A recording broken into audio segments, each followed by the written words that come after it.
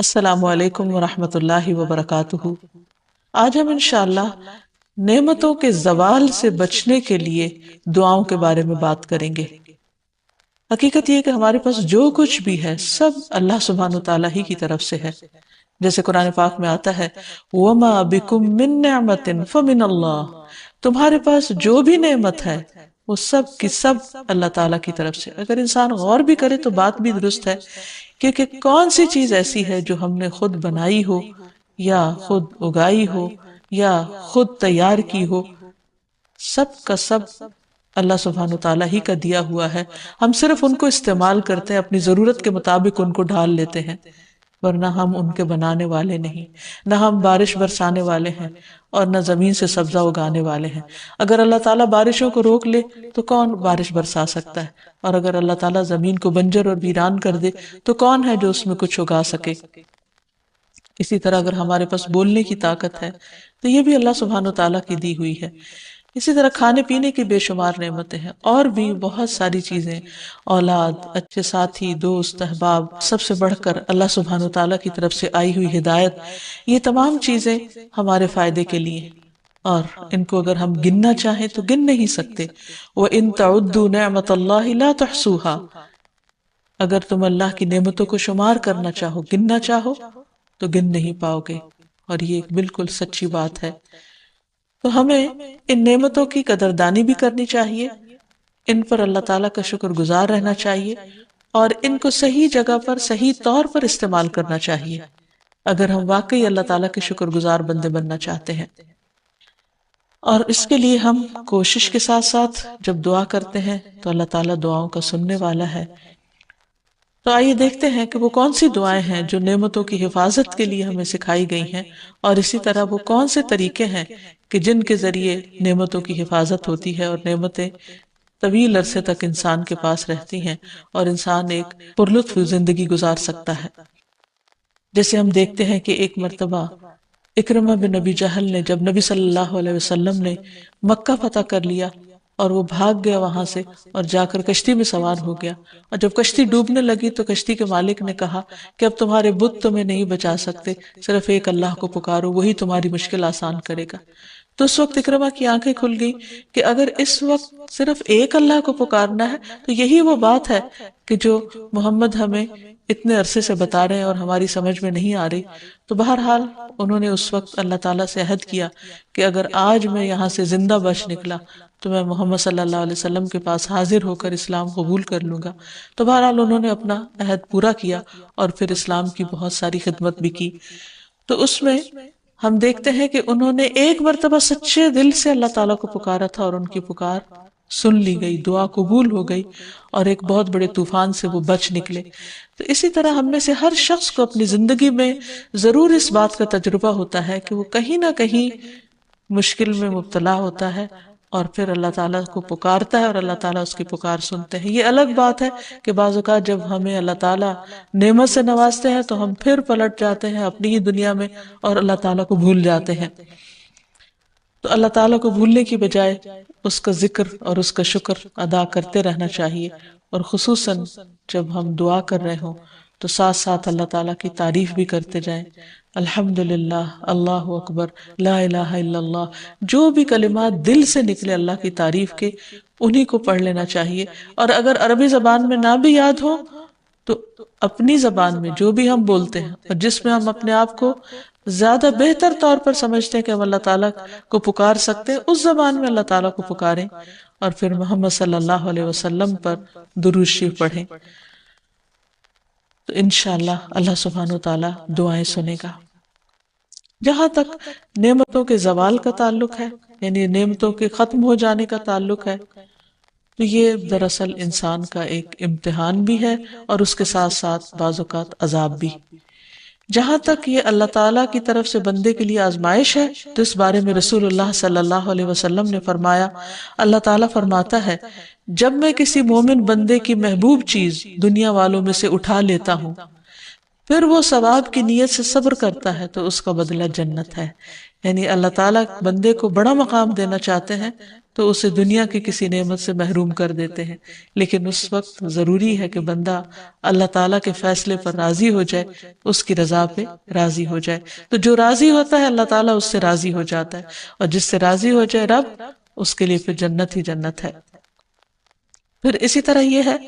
کہ بعض اوقات انسان کو ملنے والی نعمتیں جب لے لی جاتی ہیں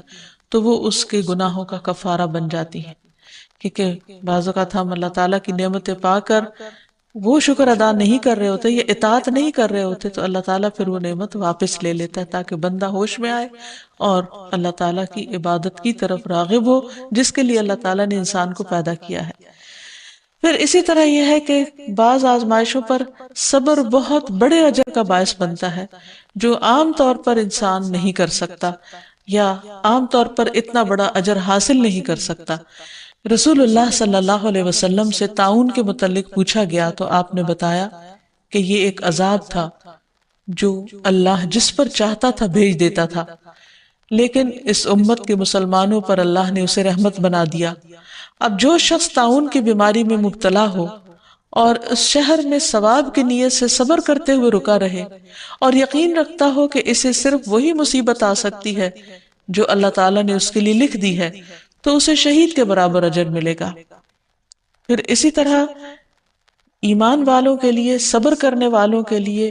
نعمتوں کا جانا، تکلیفوں کا آنا، بیماریوں کا آنا جہاں بہت بڑے اجر اور ثواب کی بات ہے، وہاں اللہ کے نافرمانوں کے لیے یہ عذاب بھی ہے، کیونکہ فرق یہیں سے پتہ چلے گا کہ کون سی مصیبت کس کے لیے رحمت ہے اور کس کے لیے عذاب ہے، کہ جو آزمائش میں پڑنے کے بعد اللہ تعالیٰ کے قریب ہو جائے، اللہ تعالیٰ کی طرف جھک جائے، اللہ سے دعائیں مانگنے لگے، اپنے اعمال کی اصلاح کر لے، اس کے لیے آزمائش ایک نعمت ہے، یعنی اس کے لیے نعمت کا جانا بھی ایک نعمت ہے۔ اور جو شخص نعمت کے جانے پر، آزمائش کے آنے پر اللہ تعالیٰ سے ناراض ہو جائے اور اپنے رویے میں کوئی تبدیلی نہ کرے، اپنے اعمال کی کچھ اصلاح نہ کرے، تو وہ اس کے لیے عذاب ہی عذاب ہے۔ جیسا کہ ہم دیکھتے ہیں کہ آل فرعون کو اللہ تعالیٰ نے مختلف طریقے سے آزمایا۔ ارشاد باری تعالیٰ ہے وَلَقَدْ أَخَذْنَا آلَ فِرْعَوْنَ بِالسِّنِينَ وَنَقْصٍ مِّنَ الثَّمَرَاتِ لَعَلَّهُمْ يَذَّكَّرُونَ، پھر ہم نے آل فرعون کو کئی سال تک قحط اور پیداوار کی کمی میں مبتلا رکھا تاکہ وہ نصیحت پکڑے، لیکن کیا ہوا؟ انہوں نے نصیحت نہیں پکڑی، وہ ایمان نہیں لائے، تو یہ آزمائشیں ان سب کے لیے ایک عذاب تھیں۔ پھر یہاں ایک سوال یہ بھی پیدا ہوتا ہے کہ نعمتوں کا زوال ہوتا کیوں ہے؟ یعنی آزمائش عذاب تو اپنی جگہ، لیکن نعمتیں کیوں چلی جاتی ہیں؟ اس میں انسان کا کیا ہاتھ ہوتا ہے؟ تو سب سے پہلی چیز یہ کہ انسان جب کسی نعمت کی قدر نہیں کرتا یا اس پر شکر گزار نہیں ہوتا تو وہ نعمت اس سے چلی جاتی ہے۔ قرآن مجید میں اللہ تعالیٰ فرماتے ہیں أَلَمْ تَرَ إِلَى الَّذِينَ بَدَّلُوا نِعْمَةَ اللَّهِ كُفْرًا وَأَحَلُّوا قَوْمَهُمْ دَارَ الْبَوَارِ، کیا تو نے ان لوگوں کی طرف نہیں دیکھا جنہوں نے اللہ کی نعمت کو ناشکری سے بدل دیا اور اپنی قوم کو ہلاکت کے گھر میں لا اتارا؟ یعنی جب کوئی قوم ناشکری کرتی ہے تو اس سے نعمتوں کا زوال ہو جاتا ہے۔ ایک اور جگہ پر بھی آتا ہے وَضَرَبَ اللَّهُ مَثَلًا قَرْيَةً كَانَتْ آمِنَةً مُطْمَئِنَّةً يَأْتِيهَا رِزْقُهَا رَغَدًا مِّن كُلِّ مَكَانٍ فَكَفَرَتْ بِأَنْعُمِ اللَّهِ فَأَذَاقَهَا اللَّهُ لِبَاسَ الْجُوعِ وَالْخَوْفِ بِمَا كَانُوا يَصْنَعُونَ۔ اور اللہ نے ایک بستی کی مثال بیان کی جو اطمینان والی تھی، اس کے پاس اس کا رزق کھلا ہر جگہ سے آتا تھا، تو اس نے اللہ کی نعمتوں کی ناشکری کی تو اللہ نے اسے بھوک اور خوف کا لباس پہنا دیا اس کے بدلے جو وہ کیا کرتے تھے۔ پھر اسی طرح غرور اور تکبر نعمتوں کے زوال کا سبب بنتا ہے، اور تکبر کہتے ہیں حق بات کا انکار کرنا، اپنے آپ کو بڑی چیز سمجھنا اور صحیح بات کو نہ ماننا۔ ایک شخص نبی صلی اللہ علیہ وسلم کی موجودگی میں بائیں ہاتھ سے کھانا کھا رہا تھا تو آپ نے اس کو منع کیا اور کہا کہ دائیں ہاتھ سے کھاؤ، تو اس نے کہا میں دائیں سے نہیں کھا سکتا، تو آپ نے فرمایا تم کبھی نہ کھا سکو، اور وہ مرتے دم تک پھر اپنا دایاں ہاتھ اوپر نہیں اٹھا سکتا تھا۔ تو اس سے یہ پتہ چلتا ہے کہ بعض اوقات انسان جب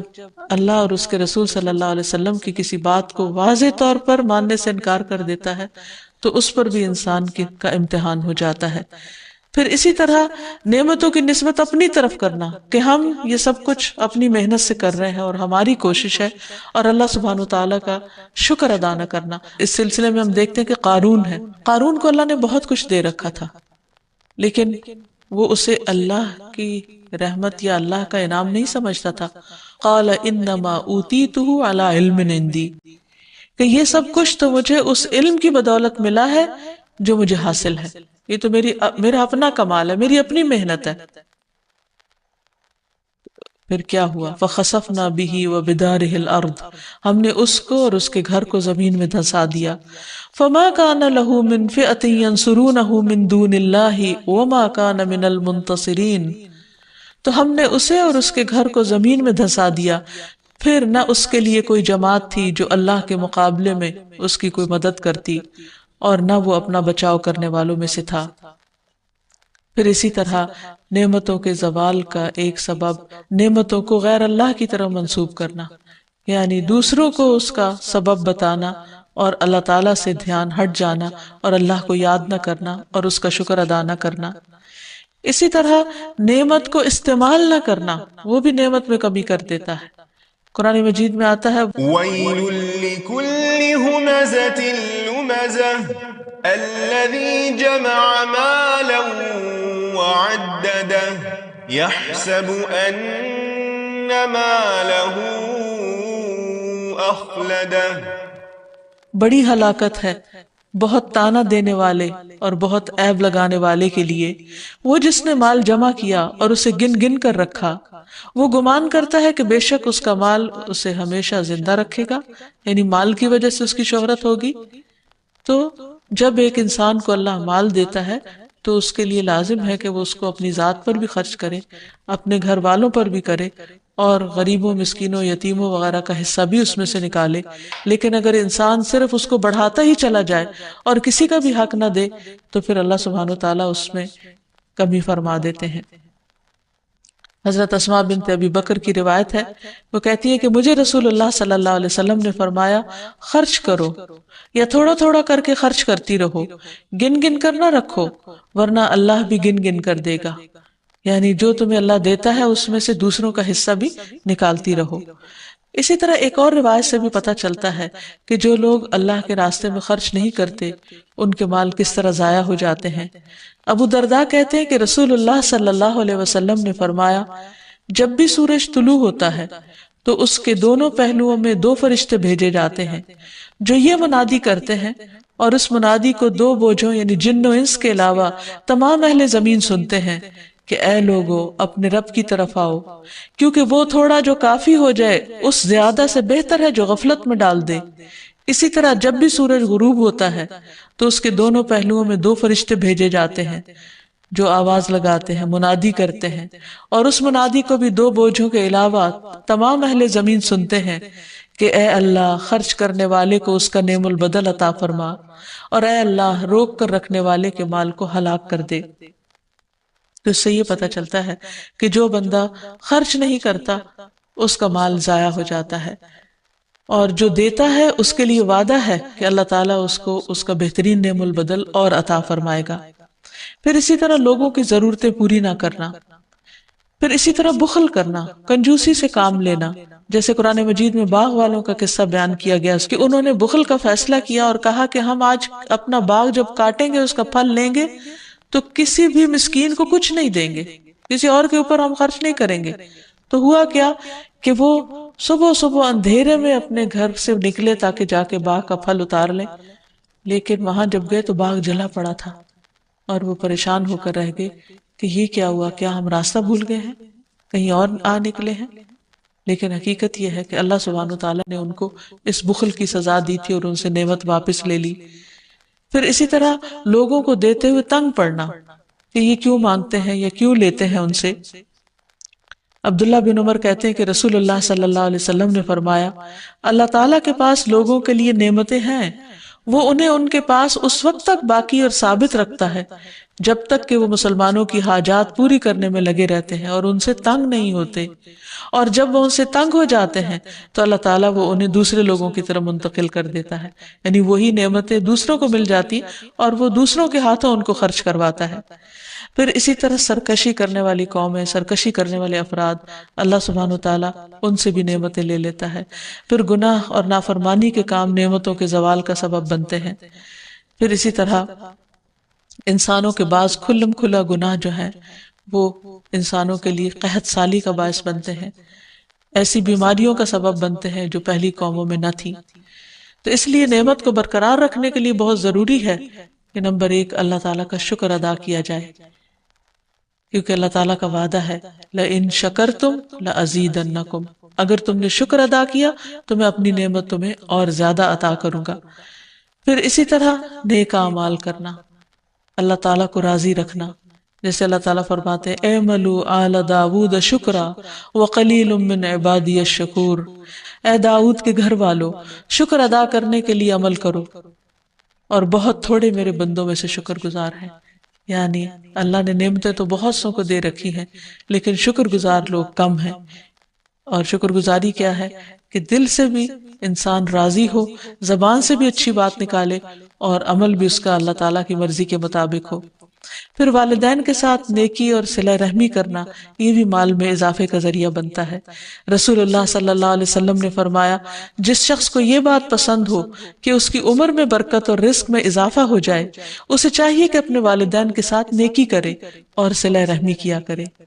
پھر اسی طرح مال کو خرچ کرنا، کیونکہ خرچ کرنے سے مال مزید بڑھ جاتا ہے۔ اللہ تعالیٰ فرماتے من ذا الذی یقرض اللہ قرضا حسنا فیضاعفہ لہ اضعافا کثیرہ واللہ یقبض ویبسط والیہ ترجعون، کون ہے جو اللہ تعالیٰ کو قرض حسنہ دے تو اللہ اسے کئی گنا بڑھا کر زیادہ عطا کرے، اور اللہ ہی لوگوں کا رزق تنگ اور کشادہ کرتا ہے اور تمہیں اسی کی طرف لوٹ کر جانا ہے۔ یعنی جو لوگ اللہ کے راستے میں اپنا مال خرچ کرتے ہیں، اللہ تعالیٰ ان کے مال میں کمی نہیں آنے دیتا، ان کے لیے رزق کے اور دروازے کھول دیتا ہے اور کئی گنا پہلے سے بھی زیادہ عطا کرتا ہے۔ نعمتوں کی حفاظت کے لیے ضروری ہے کہ انسان جہاں عملی تدابیر اختیار کرے وہاں اللہ تعالیٰ سے خوب دعا بھی کرے، اور اس سلسلے میں سب سے پہلے وہ دعا جو حضرت سلیمان علیہ السلام نے مانگی کہ رب اوزعنی ان اشکر نعمتک التی انعمت علی وعلی والدی وان اعمل صالحا ترضاہ وادخلنی برحمتک فی عبادک الصالحین۔ اے میرے رب مجھے توفیق دے کہ میں تیری نعمت کا شکر ادا کروں جو تو نے مجھ پر اور میرے ماں باپ پر کی ہے، اور یہ کہ میں نیک عمل کروں جسے تو پسند کر لے، تو راضی ہو جائے، اور اپنی رحمت سے مجھے اپنے نیک بندوں میں شامل کر لے۔ تو اس لیے شکر کا ادا کرنا صرف ضروری نہیں بلکہ اس کی نیت، ارادہ اور اللہ تعالیٰ سے اس کی توفیق مانگنا بھی ضروری ہے، کیونکہ جب تک اللہ تعالیٰ توفیق نہ دے انسان شکر بھی ادا نہیں کر سکتا۔ پھر اسی طرح ایک اور بہت خوبصورت دعا ہے جو نبی صلی اللہ علیہ وسلم نے ہمیں سکھائی، اللہم انی اعوذ بک من زوال نعمتک وتحول عافیتک وفجاءت نقمتک وجمیع سخطک۔ اے اللہ میں تیری پناہ چاہتا ہوں اس بات سے کہ تیری کوئی نعمت چھن جائے یا تیری دی ہوئی عافیت پلٹ جائے، یعنی تو نے جو ہمیں امن و امان دے رکھا ہے وہ ختم ہو، یا کوئی ناگہانی عذاب آ جائے، اور تیرے تمام غصے ناراضگیوں سے تیری ہی پناہ چاہتا ہوں، کیونکہ جب انسان کسی سے ڈرتا ہے تو عموماً اس سے بھاگتا ہے، لیکن یہاں عجب معاملہ ہے کہ انسان اللہ سے ڈرتا ہے اور پناہ کے لیے بھی اللہ ہی کی طرف جاتا ہے، توبہ کے لیے بھی اللہ سبحانہ تعالیٰ ہی کی طرف رجوع کرتا ہے۔ رفاع زرقی سے مروی ہے، وہ کہتے ہیں کہ جب احد کے دن مشرکین منتشر ہو گئے تو رسول اللہ صلی اللہ علیہ وسلم نے فرمایا برابر ہو جاؤ تاکہ میں اپنے رب عز و جل کی ثنا کروں۔ لوگ آپ کے پیچھے صفے بنا کر کھڑے ہو گئے اور آپ نے کہا اللہم لک الحمد کلہ، اللهم لا قابض لما بسطت ولا مقرب لما بعدت ولا مباعد لما قربت ولا معطي لما منعت ولا مانع لما أعطيت. اللهم ابسط علينا من بركاتك ورحمتك وفضلك ورزقك. اللهم إني أسألك النعيم المقيم الذي لا يحول ولا يزول. اللهم إني أسألك النعيم يوم العيلة والأمن يوم الحرب. اللهم أعوذ بك من سوء ما أعطيتنا وشر ما منعت منا. اے اللہ تیرے ہی لیے ہر قسم کی تعریف ہے. اے اللہ جو تو پھیلا دے اسے کوئی سمیٹنے والا نہیں، جو تو دور کر دے تو کوئی اسے نزدیک کرنے والا نہیں، جسے تو نزدیک کر دے تو اسے کوئی دور کرنے والا نہیں، جسے تو عطا کرے اسے کوئی روکنے والا نہیں، اور جس سے تو روک دے اسے کوئی دینے والا نہیں. اے اللہ ہم پر اپنی برکات، اپنی رحمت، اپنے فضل اور اپنے رزق کو پھیلا دے. اے اللہ میں تجھ سے ایسی نعمتیں مانگتا ہوں جو ہمیشہ قائم رہیں، تیری اطاعت میں حائل نہ ہوں اور نہ زائل ہوں. اے اللہ میں تجھ سے تنگی کے دن کی نعمت اور جنگ کے دن کے امن کا سوال کرتا ہوں. اے اللہ تیری پناہ میں آتا ہوں اس چیز کی برائی سے جو تو نے عطا کی اور اس چیز کے شر سے جو تو نے ہم سے روک لی. اسی طرح انسان کو بدنی اور جسمانی نعمتوں کے بقا کے لیے بھی دعا کرنی چاہیے. اللہم عافنی فی بدنی، اللہم عافنی فی سمعی، اللہم عافنی فی بصری، لا الہ الا انت. اے اللہ مجھے اپنے بدن میں عافیت عطا فرما. اے اللہ مجھے اپنی سماعت میں عافیت عطا فرما. اے اللہ مجھے اپنی بصارت میں عافیت عطا فرما. تیرے علاوہ کوئی اور معبود نہیں. پھر اسی طرح ہر نماز کے بعد شکر ادا کرنے کی توفیق مانگنا.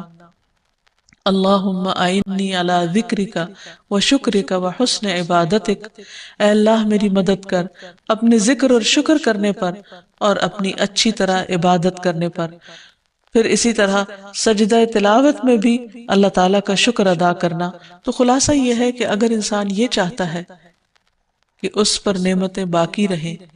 تو اسے نعمتوں کی قدردانی اور شکر کے ساتھ ساتھ اللہ تعالیٰ سے نعمتوں کے بقا کی دعائیں کرتے رہنا چاہیے،